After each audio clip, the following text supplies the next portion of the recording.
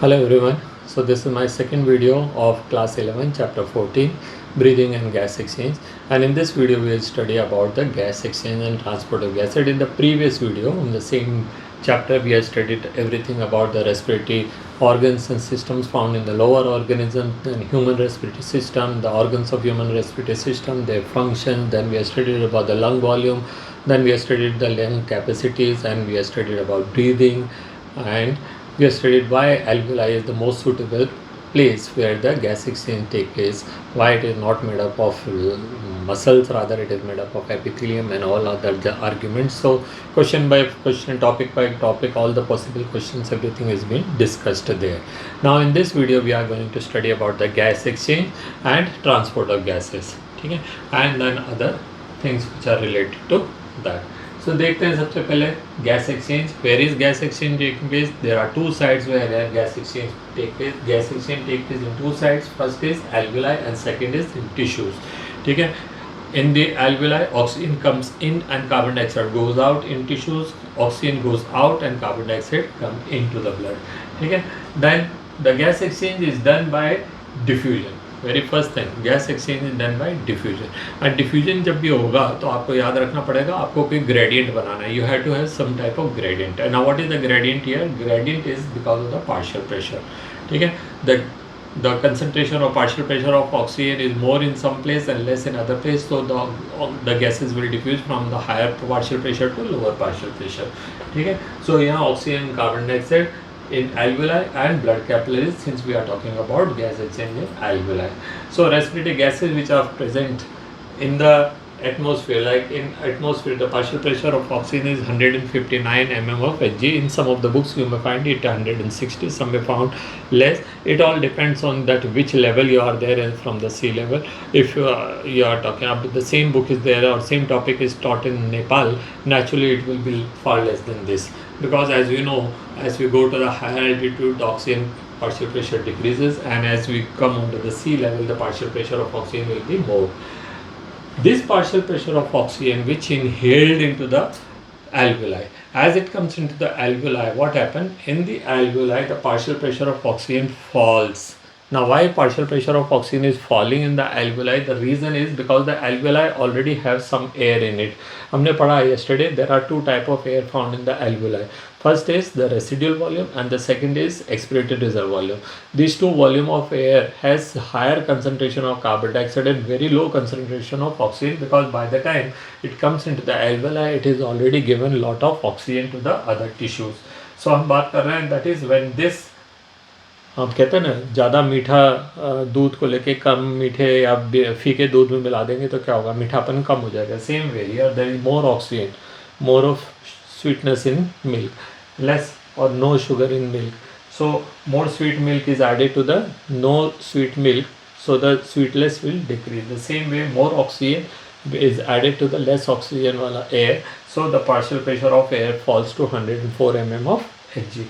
And the venous blood, which has given oxygen to all the parts of the body, now it has got only 40 mm of Hg oxygen, so the oxygen will diffuse from the 40 to 104, and this will go on diffusing, and the most of the oxygen which enters into the blood combines with the hemoglobin. Around 97% of oxygen will combine with the hemoglobin, and that is why the percentage or the partial pressure of oxygen goes to as high as 95 mm of Hg, whereas in tissue it is only 40 mm of Hg. ठीक है. On the other hand, if we talk about the carbon dioxide, partial pressure of carbon dioxide is 0.3.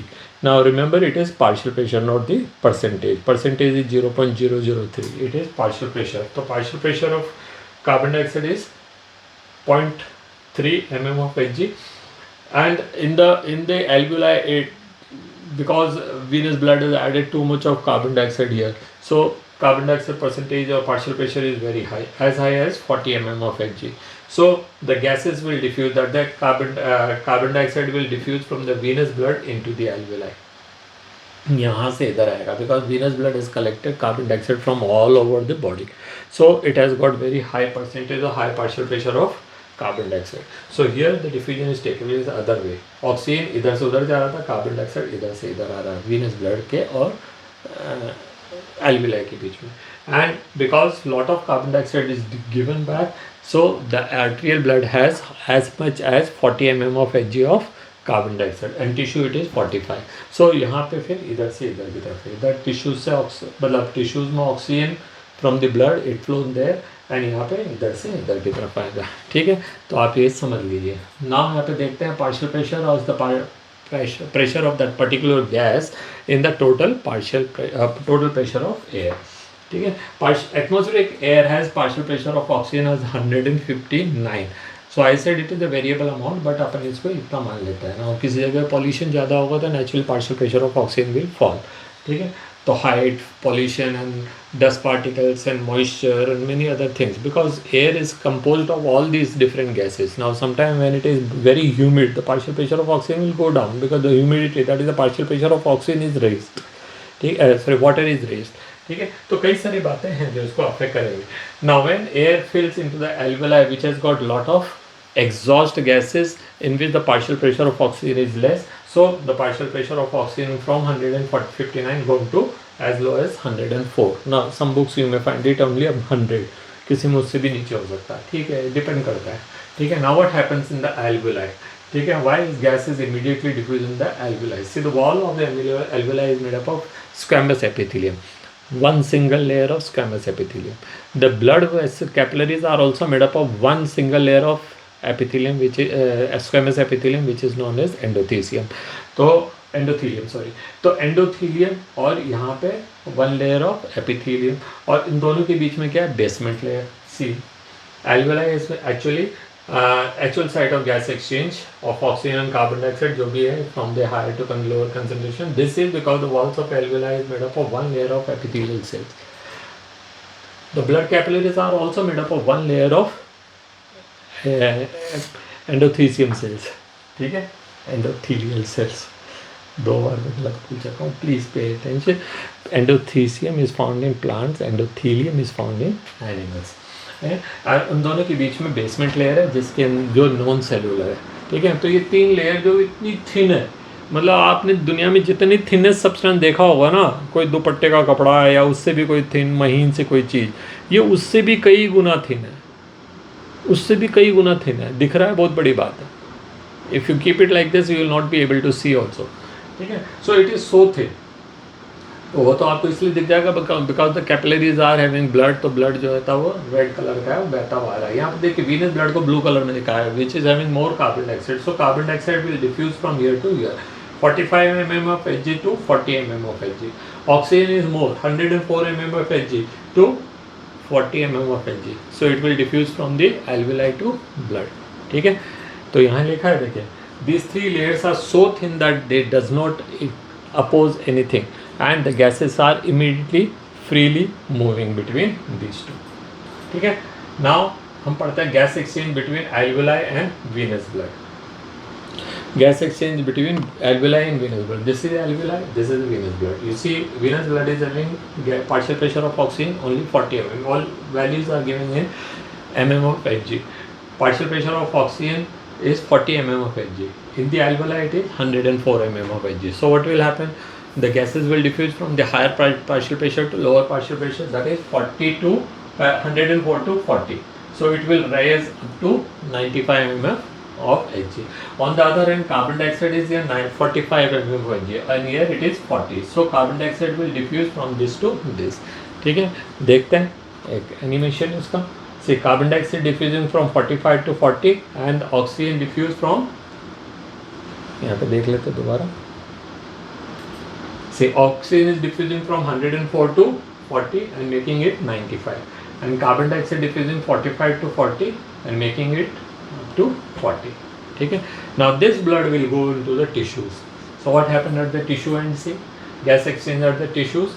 Now this arterial blood is oxygenated blood is coming to the tissues. तो यहाँ आ गया.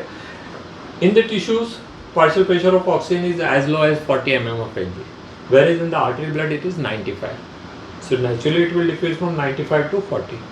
On the other hand, carbon dioxide is 45 mm of Hg here, and here it was only 40. So this 45 से 40 की तरफ diffuse करेंगे, making it 45. देखते हैं animation again.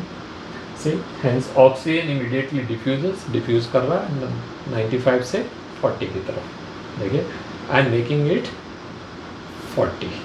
95 से इधर जाएगा तो ऑक्सीजन कितना हो गया, 40 रह जाएगा, ठीक है. On the other hand carbon dioxide का क्या है, carbon dioxide will diffuse from 45 to 40 making it 45. तो ये चला गया. So this is how gas exchange take place in the alveoli and in the tissues. Very simple. Depending on the partial pressure, difference of the partial pressure. Partial pressure of whatever gas is higher in one side, less in other side, it will move from the higher to lower side. ठीक है, ये बड़ा ही simple है, आपको values याद होनी चाहिए. ठीक है. Transport of gases. In what form the gases are transported? We are talking only of two gases, oxygen, carbon dioxide. Let us talk about oxygen first. Oxygen transport. Oxygen is transported into two different forms. 97% of oxygen is transported in the form of oxyhemoglobin. That is, it is carried by the hemoglobin in the form of oxyhemoglobin. Now, oxyhemoglobin is a physical bond. Now, what is meant by physical bond? Like if iron is brought close to magnet, it sticks to it, but it is a physical bond. There is no chemical change took place. You remove, it will be removed. Okay? The same way, if you dip a chalk into water, the water is imbibed by the chalk. It is a physical bond. It will remove. Okay? It has not brought any chemical change in that. So that type of bonds are called physical bond. Physical bond formation is not requiring any energy. So that is the key point here. See, had this been a chemical bond, so naturally to make and to break energy was required. And if energy is required for all this, oxygen लाने ले जाने में energy, जोड़ने निकालने में energy लग गई, तो हाउ मच एनर्जी और how much oxygen it will reach to the tissues, and that is why it had to keep physical bond. So God has intelligently done this task. उन्होंने क्या, haemoglobin को oxygen के साथ combine करने के लिए physical bond बनाया, not chemical. If the question comes why oxygen is not forming chemical bond, you must know the answer. ठीक है, कुछ सन के लोग ही पूछते हैं ऐसे क्वेश्चन. ठीक है. सो ये हो गया. ऑक्सीजन जो है वो that has a two way system. When oxygen is more, haemoglobin will combine to make oxyhaemoglobin. When the oxygen is less, oxyhaemoglobin will break and give the oxygen. तो वो डिसोसिएट भी होगा, एसोसिएट भी होगा और डिसोसिएट भी होगा, depending on the partial pressure of oxygen. Second is 3%, remaining 3% of oxygen is transported dissolved in the water. Water कौन सा, प्लाज्मा का. ठीक है. Blood is around 50% of plasma and plasma is around 90% of water. So वो उसके साथ में जाएगा. Only 3% of total transported gas oxygen is done in the form of dissolved state. ठीक है. So this is all about oxygen. Let us talk about carbon dioxide. Partial pressure, transport of carbon dioxide. Carbon dioxide is transported in 3 forms, whereas oxygen was transported only 2 forms. उसमें से 97% तो haemoglobin ही ले गया, 3% dissolve state में. यहाँ पे क्या हो रहा, यहाँ पे देखिए, around 70% of carbon dioxide is transported in the form of bicarbonate ions. Bicarbonate ion कहाँ से बन गया भाई, बाइकार्बोनेट आयंस बनते हैं. See, when the carbon dioxide diffuses into the blood, it immediately enters into the RBC, and in RBC the plasma is there. RBC का protoplasm. ठीक है. RBC has its own protoplasm, and in RBC there is a enzyme found. That enzyme is known as carbonic anhydrase. So what the carbonic anhydrase does, carbon dioxide plus water, it will combine to make H2CO3, that is carbonic acid. ठीक है. Carbon dioxide plus water, it changes into carbonic acid. Now if you do this in the outside, so hardly 2 to 3% of carbon dioxide will dissolve in the water, depending on the temperature and other factors. और यहाँ पे क्या कर 70% उसको उस form में ले जा रहा हो. How this enzyme, and this enzyme is the fastest enzyme, fastest catalyst ever. No other catalyst, inorganic और ऑर्गेनिक, इज सो फास्ट. ठीक है. 1 मिलियन टाइम फास्ट है. मतलब नॉर्मल कार्बन डाइऑक्साइड जो डिजॉल्व हो रहा है उसकी कंपैरिजन में इसको यूज़ कर देंगे, 1 मिलियन टाइम फास्ट करेगा प्रोसेस को. तो इमीडिएटली, ठीक है, 1 मिलियन किसको कहते हैं, 10 लाख गुना तेजी से कंबाइन करवा रहा कार्बन डाइऑक्साइड को वाटर से, and it is forming carbonic acid. And at the same time that same enzyme is breaking the carbonic acid into HNN bicarbonate ions. And this is the bicarbonate ion. In this form it is transported. Now many a time the bicarbonate ions will combine with the sodium and potassium and form sodium carbonate and potassium bicarbonate. And H ions are also there. H ions are very active, बहुत ज़्यादा reactive होते हैं, तो इनको तो फटाफट से hydrogen acid से एक्सेप्टर के पास ले जाना पड़ेगा. 20 to 25% of carbon dioxide is taken by hemoglobin in the form of carb amino hemoglobin. ये word याद रखना, carb amino hemoglobin. Hemoglobin doesn't take carbon dioxide in the form of carboxyhemoglobin. Carboxyhemoglobin is a chemical bond between carbon monoxide and hemoglobin. Remember, carboxyhemoglobin is a permanent chemical bond formed between hemoglobin and carbon monoxide. So अगर यहाँ पे दोनों चीज़ें खड़ी होगी, यहाँ oxygen खड़ा है, यहाँ कार्बन मोनोऑक्साइड खड़ा है, बीच में मैं हीमोग्लोबिन हूँ, तो मेरी एफिनिटी कार्बन मोनोऑक्साइड की तरफ 2.5 टाइम्स ज़्यादा होगी. I will have more affinity, that is the hemoglobin has got 2.5 times more affinity towards carbon monoxide than the oxygen. Oxygen कहेंगे तुम वेट करो, ठीक है. So it has more. सो जब भी कार्बन मोनोऑक्साइड मिला हीमोग्लोबिन का, तो it will immediately form permanent chemical bond with carbon monoxide in the form of carboxy haemoglobin, and these are such bond which doesn't break also. So आपका haemoglobin धीरे धीरे धीरे धीरे ख़त्म हो जाएगा. Suppose you are following a vehicle, एक किसी ट्रक को, स्लो चलते हुए ट्रक को आपने पीछे से पकड़ लिया साइकिल चलाते हुए, so that you need not to pedal, और वो ट्रक का एग्जॉस्ट पूरा आपकी बॉडी में जा रहा है. That exhaust has got lot of carbon monoxide, and that carbon monoxide you will keep on inhaling. That is killing your RBC, making it unfit for the oxygen transport. अच्छा, मर भी नहीं रहे, सो ये भी नहीं है कि दे विल बी रिप्लेस्ड, ठीक है. So this is how it is. It's very dangerous. Now you might have heard number of times that during winters the poor people, what they do, they burn something in the room and they sleep so that the room become warm. They don't have enough of warm clothes or enough of quilt and all to cover, so they keep something warm, burn something in the room to keep the room warm. But this burned substances जो है वो slowly burn होते होते incomplete combustion begins and carbon monoxide is produced. This carbon monoxide is inhaled by them, and many a time you find them dead. Number of time you find some drivers who are sleeping in the vehicles, and in order to make the vehicle warm they keep the engine on. So when the engine is on in a closed chamber, in a garage like thing, and the exhaust is filled in it, so which has got lot of carbon monoxide, and this carbon monoxide cause sweet death of those people. मतलब यहाँ suffocation हो रहा है लेकिन पता भी नहीं पड़ रहा. The suffocation of carbon monoxide is such a thing which is practically unnoticeable by us. हमको पता भी नहीं पड़ता, and we slowly die. ठीक है. So carbon monoxide is dangerous. Carbon dioxide when combined with hemoglobin, it forms carbaminohemoglobin, which is again a soft bond which can be easily breakable.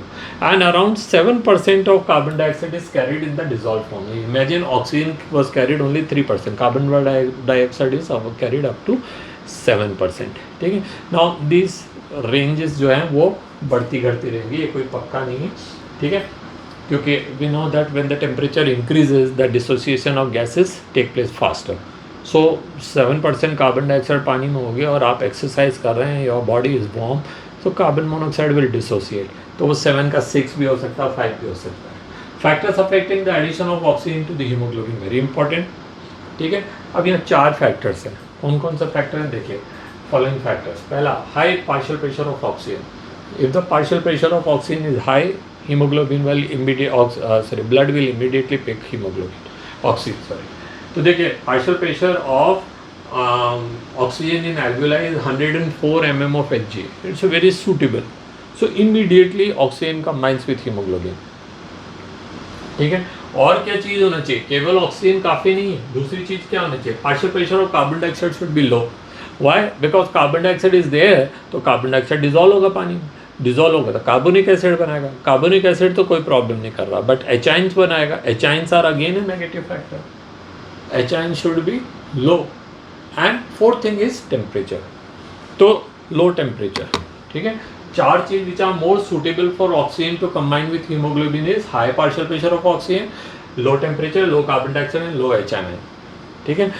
तीन factor लो होने चाहिए और ऑक्सीजन पार्शियल प्रेशर ज़्यादा होना चाहिए, तब ऑक्सीजन एंड हीमोग्लोबिन जोड़ी बनाएंगे। ठीक है, तो ये फैक्टर्स आप याद रखिए। और ये सारी चीज़ें कहाँ हो रही है? These are available in alveoli.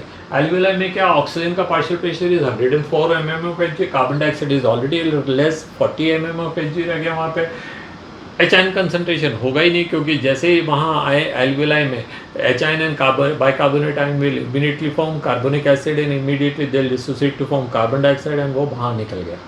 सो जो प्रोसेस टिश्यूज में हुआ था ना, अभी just now we have studied water plus carbon dioxide giving carbonic acid dissociate into HN and bicarbonate ion, it just goes in the reverse way in alveoli. So carbonic acid and HN will form bicarbonate ion plus HN will form carbonic acid will immediately dissociate into carbon dioxide and water. So HN भी कम हो गया, carbon dioxide भी कम हो गया, और temperature तो alveoli में कम ही है in compare to tissues, because tissues are working and when the tissue work they produce energy. Respiration is taking place more in tissues, less in alveoli. So tissues are warm where is the alveoli is not so. तो each molecule of haemoglobin can carry 4 molecules of oxygen. हर molecule haemoglobin का 4 oxygen को, मतलब 4 seater है वो। Hemoglobin is 4-seater. It can make 4 oxygen molecules sit with it. But interestingly, in no case all 4 oxygens are given out. At the most 1 to 2 oxygen is given out. बाकी उसी के अंदर पड़े रहेंगे. And each 100 ml of oxygen can carry up to 5 milliliter of oxygen. 100 ml blood के अंदर केवल 5 millilitre oxygen जाती है, तो आपकी बॉडी के अंदर कितना ब्लड है? 5 लीटर ब्लड है। 5 लीटर ब्लड का आप लगा लीजिए, ठीक है, कि how much oxygen it will be transporting during each transport. चलिए बात हटाते हैं, कार्बन डाइऑक्साइड की बात करते हैं। Factors affecting the dissociation of oxygen. Oxygen add तो हो गया, तो ऑक्सीजन को डिसोसिएट भी होना है इन टिश्यूज। डिसोसिएशन के लिए वो चारों factor, all 4 factor which are positive for association become negative for dissociation. तो यहाँ देखते हैं क्या है। देखिए डिसोसिएशन के लिए क्या है, oxygen the oxygen partial pressure should be low. तो इन टिश्यूज कितना है? 40 mm of Hg। Carbon dioxide कितना? Very high, 45 mm of Hg in tissues. HN concentration, because carbon dioxide as enter into the blood and enter into the RBC, वो HN and bicarbonate ion बना देते हैं। HN concentration is also very high and 4th temperature is also high. So वो 4 factor जो वहाँ चाहिए थे बनाने के लिए, उसके ऑपोजिट हो जाते हैं into tissue to break it। ठीक है, सो ऑल 4 फैक्टर्स पॉजिटिव बनाने के लिए इनको oxygen should be high, carbon dioxide low, HN low, temperature low in alveoli. In tissues oxygen low, carbon dioxide is more, HN more and temperature is more. ठीक है, तो ये चारों चीज़ें आप याद रखिए। ठीक है, अब यहाँ पे लिखा है कि दिस ऑफ दिस, और ये 100 ml ब्लड जो है वो 4 मिलीलीटर कार्बन डाइऑक्साइड लेके जाता है। ठीक है, चलिए बात करते हैं oxygen dissociation and oxygen association based on partial pressure of oxygen. तो ये देखिए, यहाँ partial pressure of oxygen is given 20, 40, 60, 80 and 100। We know that tissue में it is as low as 40 and alveoli में इट इज़ 104। यहाँ तक ले लीजिए। सो देखिए, जैसे जैसे पार्शियल प्रेशर कम होता जाएगा, दैट इज 40 हुआ, तो इतना ऑक्सीजन इसमें से निकल जाएगा। कितना निकला? अराउंड 75। ठीक है, अराउंड 75% ऑफ ऑक्सीजन। तो 4 मॉलिक्यूल का 75 कितने होते हैं?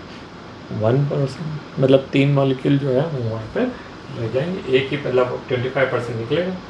ठीक है, तो 75 तो वहीं रह जाएंगे। तो ये है, तो ये जो गेम है वो यहाँ से लेकर के यहाँ के बीच, 40 से लेकर 104 के बीच में चल रहा है, यहाँ से लेकर यहाँ तक। सो देखिए 40 mm ऑफ Hg वाला blood when coming into the alveoli, it is enriching, यहाँ एनरिचमेंट दिखा रखा है। तो ये 75% it was enriched already.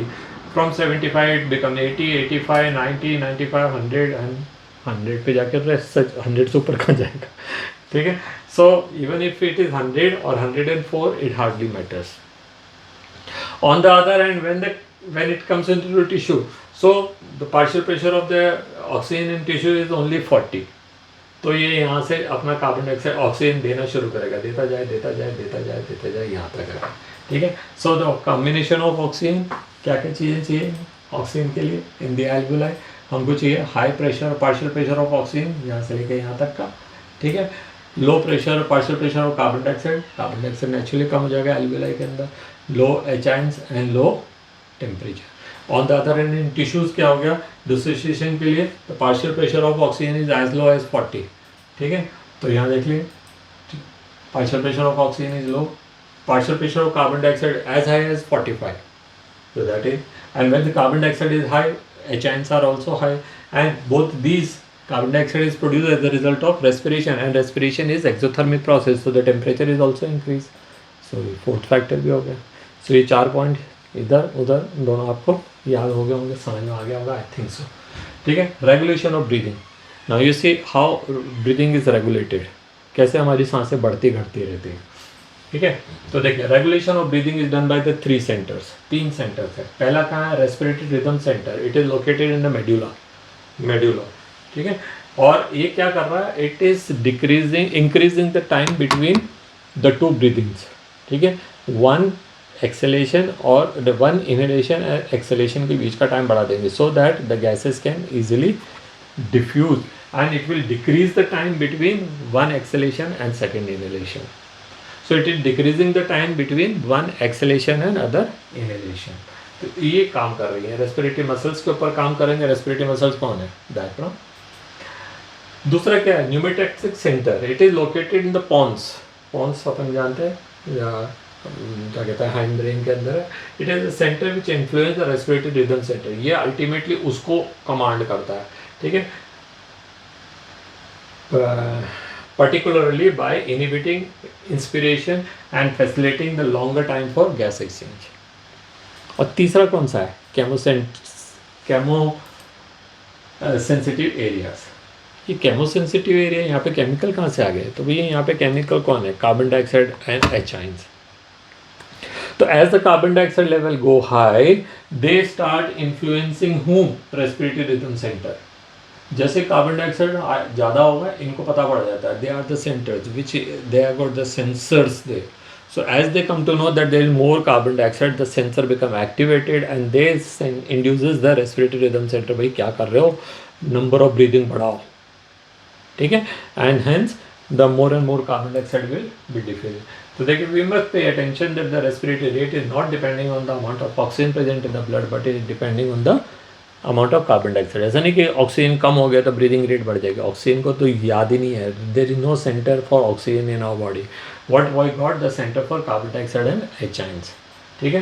Take an example, suppose you started running, तो जैसे आप रन करोगे तो क्या your muscles will be breathing faster, so as your muscle breathe fast they produce more carbon dioxide and more carbon dioxide when goes into the RBC they will produce more H-ions।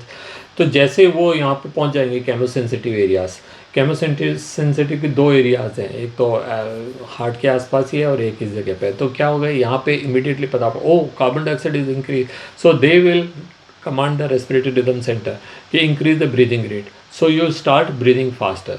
As you breathe faster, more and more carbon dioxide will be given out in the respiration. Suppose you stop to running now, अब आप बैठ गए तो क्या होगा, अब आपको जरूरत ही नहीं है, या carbon dioxide is producing less but more and more carbon dioxide is given out. तो as the carbon dioxide reach to that particular level, जो ब्रैकेट है उस लेवल पे पहुंचते breathing rate will also decrease. तो देखिए, to understand this we take an example, suppose you start running to escape barking dog से, for example as you run the level of carbon dioxide go high, and this is sensed by the chemosensitive area which stimulate the other 2 centers to increase the breathing, ठीक है। due to this the rate of breathing go high and more carbon dioxide is given out in exhalation, and now as you stop running the carbon dioxide production goes down and benchmark level जो भी है उसका उस पे पहुंच जाते हैं, and फिर क्या होगा the chemosensitive area detect that the carbon dioxide is up to the admissible limit, then it decreases the या brings the rate of breathing to normal, ठीक है। तो कोई प्रॉब्लम नहीं है, सब कुछ आ गया समझ में। आप बात करते हैं रेस्पिरेटरी डिजीजेस डिसऑर्डर्स। पहला है asthma. Asthma is a sort of what you call allergy. you inhale more of dust particles. Now, asthma may be caused because of the several reasons. It may be because of the pollen grains, it may be because of the dust particles, it may be because of the presence of fungi or spores of the fungi, or it may be because of certain type of germs, etc. So when we inhale these, so it is a sort of preventive process in our body. Or the trachea and bronchi will have more and more mucus secretion, so that they may trap these dust particles, mites, sticks, pollen grains, spores, etc. And they will not allow them to go into the lungs. So ये तो body का खुद का protective system है. But as a result what happen that the trachea जो इतना बड़ा था वो उसका एरिया घट के इतना सा रह जाएगा. So you will find difficulty in breathing and a wheezing sound will be produce. सो वो वीजिंग साउंड से हम इसको अस्थमा कहते हैं. It is a disorder cause due to the dust pollen and other kind of allergen presence in air and will cause the inflammation and secrete excess of mucus in it. ठीक है. And कौन सा allergen सा होगा it further different from person to person. However due to the excess of mucus accumulated in the trachea and other parts of the respiratory system, the breathing becomes difficult and wheezing sound is caused. So that is called asthma. Asthma is very common in nowadays because of the lot of type of pollutants which are present in air. In severe cases, the bronchodilators are used. तो आपने देखा होगा लोगों को ऐसा pump करते हुए. They are a bronchodilator. Bronchodilator क्या करते हैं? They reduces the mucus secretion and they dilate the what you call trachea, so that the wheezing sound will be not there and the gases can easily diffuse. दूसरा है emphysema. Emphysema is caused mostly in those people who are smoking cigarette or those who are inhaling hot air. Those who are working in such industries where a lot of hot air is produced, like those who are in the metallurgy industries, वो चूड़ियाँ बनाने वाले, glass का item बनाने वाले, तो वो लोग सब क्या काफ़ी गर्म हवा ले रहे हैं. आपने देखा होगा इन समोसा मेकर्स, नमकीन मेकर सेव बना रहे हैं भट्टे के ऊपर ही बैठे हुए. They are inhaling hot air, lot of hot air. Those people who are traffic police standing on the road side, ठीक है, they are inhaling all those hot air which is exhaled by the. सबसे worst नौकरी है.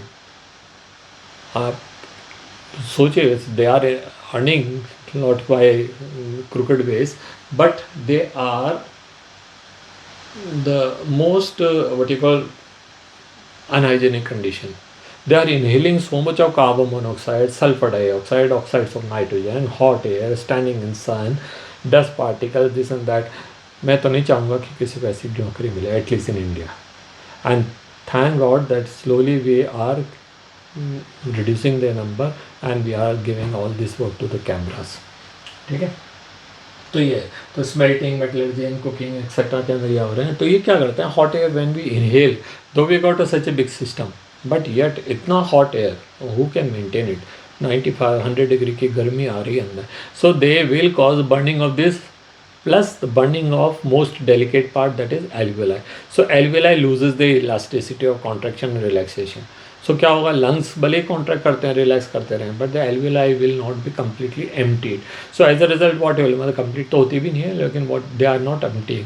सो as a result what happening, the foul air is still there in that, new air is not coming that much. So these people find difficulty in breathing. ठीक है. तो इनको difficulty in breathing होती है, smokers को खास तौर से. ठीक है. थर्ड है occupational diseases. Occupational disease are related to some type of occupation. Now occupation में क्या है, देखिए, in India we are not using any sort of guards. ठीक है. Suppose you see the marble cutters, granite cutters, those who are making statues, again they are inhaling all the dust. Not only they are inhaling, they are polluting the entire area. Recently work was going on in our areas and lot of pollution. All the children, they are inhaling it. Nobody is bothered. किसको फ़र्क पड़ता है बच्चे क्या inhale कर रहे हैं. ये अच्छी बात नहीं है. One should always use protective measures. ठीक है. सो उसको भी अपना मास्क यूज़ करना चाहिए and you should make it sure that there no particle fly. तो गीला करिए उसको, पानी को हमेशा वहाँ पे छोड़िए. Similarly those people who are in the grinding industries, वो कैंची को धार लगा रहे हैं, और those who are buffing industries making the metal shine and all, they are also inhaling lot of particles. ठीक है. The people who are और इनहेलिंग मर्करी वर्करी की इंडस्ट्रीज़ में होंगे तो इनसे कुछ खास डेंजरस बीमारियां हो जाती है, the diseases like silicosis, Minamata and other. तो one should be very clear that ऐसी जगहों पे काम ही नहीं करें, और करें तो प्लीज़ यूज़ प्रोटेक्टिव गियर्स। ठीक है, that's all in this video. Please give a thumbs up, share the link with the others, subscribe the channel, and press the bell icon so that you can get the information regarding new videos. And plenty of videos are there now, you can share with others. And क्या ही बोलूँ मैं, है? मैंने पूरे 25 minutes की video बनाई थी, बस एक सेंटेंस गलत होने से मैंने पूरी वीडियो को डिलीट करके दूसरी वीडियो बनाई। So I had lot of challenges in this, lot of infrastructure, a lot of expenses, but if you are not making use of it, what is the sense? Anyway, हम तो अपना काम करेंगे, कोई देखे तो देखे, ना देखे तो ना देखे, हमें क्या फ़र्क पड़ रहा है। That's all, good day children.